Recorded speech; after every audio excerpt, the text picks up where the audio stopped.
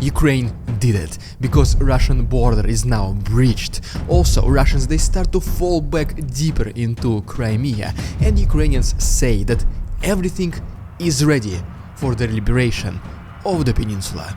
But more about all of this in just a couple of minutes. What's up, investors? It's the Russian dude. And let's get straight to the point and talk about some ridiculous Russian propaganda. So, today, again, a picture which literally came to us, looks like from the George Orwell novel 1984.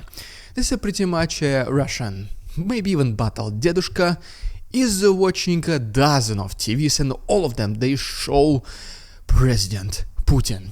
And to make it even more ridiculous, on top of it is the word in Russian, obviously, which is saying enjoy. And guys, I will just go straight to the point right now. If you do agree that this does look like already just there's like literally no way back from Russia going back into 1984, can you please, to show that you agree, simply like this video and subscribe to my channel, because I will take a look at the statistics, and if I do see that there is an increase in these parameters, it means that the majority of us, we think exactly the same.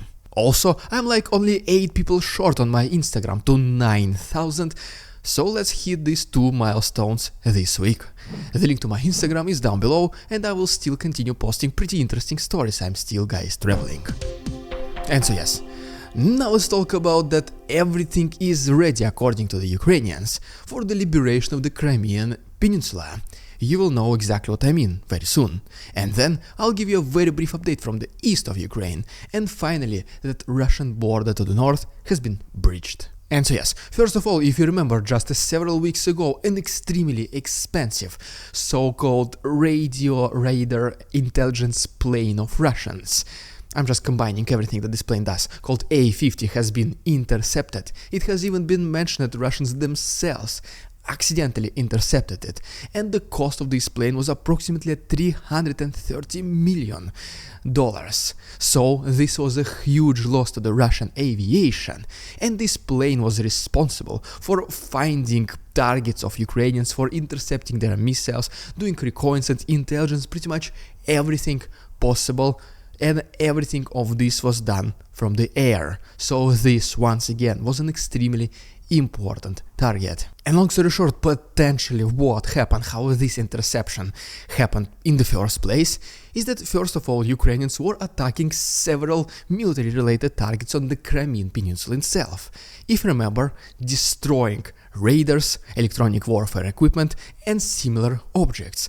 This is something what pretty much baited this A-50 Russian reconnaissance plane to get closer to the Crimea to kinda see what's happening. And this is when Ukrainians, whenever they found out that this plane was approximately 75 kilometers away from the front lines, this is when they can start using already Patriot air defense systems and other airborne missiles, or metallic cylinders, to intercept this plane. But like mentioned previously, maybe it was not even Ukrainians after all who intercepted this plane. Maybe these were the Russian ones. And since this was a substantial loss once again for the Russian aviation, which was protecting a very big chunk of the Crimean Peninsula, since now they lost it, now a pretty big territory of Crimea will be not that much protected, unless Russians decide to risk another similar plane and bring it back closer to the front lines. And later on, even this entire information has been confirmed by the British intelligence, as you can see from this report, pretty much once again mentioning that yes, indeed, this interception, it did happen, and Russians simply lost this plane, and maybe, just maybe, another one started to go up in the sky, pretty much performing the very same functions, but this time it was closer to already Krasnodar region, which was way further away from the active front lines. And eventually, this whole puzzle assembled into one single picture that yes, Russians brought another A-50 plane, and this one was spotted in Sochi airfield, as you can see, located approximately 500 kilometers away from the current front lines. And just for comparison reasons, this was the approximate map of the area where the previous intercepted A-50 was flying around. So it all kinda makes sense, a little bit at least right now, is that Russians, they kinda want to protect their Crimean Peninsula, at least somewhere, at least the southern part of it, especially next to the Crimean Bridge, but they're not risking that much to get closer to the front lines. And instead, what they started to do on the actual peninsula itself is that they started bringing fortifications and building defense structures, such as once again the dragon teeth, digging trenches, putting bags of sand, all this kind of stuff. Pretty much as you can see from this picture, majority of them came, for example, from Yevpatoria. And to sum it all up, this is what we have right now. So, this new A-50 plane once again is in Sochi airfield, located right here, so it might provide the coverage to defend the south of the Crimean Peninsula as long as it is risking to get closer, maybe approximately in this area. Then we have Yevpatoria, located right here, where Russians are effectively and building fortifications as fast as possible, trying to protect most likely the shoreline, and maybe also going as deep to the south as possible, providing the coverage for approximately this area, leaving area to the north of Crimean Peninsula, which connects to the Kherson region, to be way less protected. And as a result of all this, we can see that Russians are trying to fall back deeper inside Crimean Peninsula as much as they can, leaving the north less protected. And whenever Ukrainian highest military commandment was mentioning last couple of days ago that everything is ready for the liberation of the Crimea, I am pretty sure that they were relying on these facts as well. So we might see some very good news in the near future. And so yes, now as promised, let me give you an extremely quick update from the east of Ukraine before we can talk about the Russian border being breached.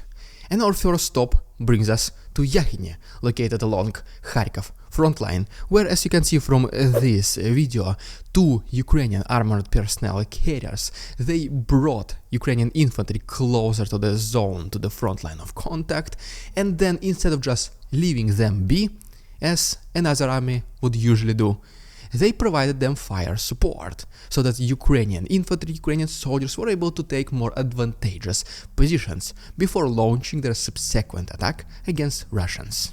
But unfortunately, this is the place where Russians also intensified their offensive in the last several days, and they already do have some progress. As you can see from this map, which shows the changes in territorial control, Russians were able to advance relatively significantly, and looks like even take control of this small settlement called Krokhmalny. As we get a little bit down to the forest area located in Crimea front line, we can see that Ukrainians and Russians, they continue pretty much daily combat activities along the battle zone. Going a little bit more to the southeast to Avdiivka, Ukrainians were able to reportedly destroy an assault group along with their tank of Russians to the east of this settlement. And as we go closer to Bakhmut, specifically to Klishivka, there was yet another extremely unsuccessful attempt of Russians to get closer to this city, which resulted in a lot of their military equipment being destroyed and infantry literally abandoning and running away from this combat zone. And as always, fully uncensored and full versions of this footage will be available on my Patreon, the link is down below. Our next stop brings us to Avdiivka, where Ukrainians reportedly were able to destroy a Russian tank to the south of this settlement, but Russians unfortunately never stopped their advancement pretty much along the entire front line, trying to surround this city. And as you can see, these are the changes in territorial control which Russians were able to achieve during the last weekend. And surprisingly, the civilians still live inside Avdiivka, so Ukrainians, besides constantly fighting against never-ending waves of Russians, they also have to come inside the city and evacuate the civilians. As you can see from this video, the condition of this city is pretty much uninhabitable. At this point, it will need to be fully rebuilt after the war is over. Next we also have this video from Donetsk region, where as a result of several unsuccessful attempts of Russians to engage in combat activities with Ukrainians, which all of them were completely repelled and no advancements were made. At this point there's pretty much a graveyard of the Russian destroyed military vehicles. And while Ukrainians continue to destroy military-related targets, for some reason Russians continue to target civilian infrastructure, such as, for example, right here is the video from Vuhledar, where a local mine has been directly attacked by Russians. But I would say the most significant news of the last several days is that the Russian border has been breached once again. Not for the very first time, not for the last time, and this specific breach has been pretty productive. And this time it was the Russian volunteer corps which are fighting on the side, obviously, of Ukrainians. They were able to cross the border, enter Bryansk region and destroy a military truck of Russians which belonged to the Ministry of Defense of Russia. This was the entire raid. At first there was not that much information, but later on they did release a full video of this attack. And at this point also something pretty unexpected happened. Russians themselves confirmed that yes, this attack did happen and it was successful by Ukrainians.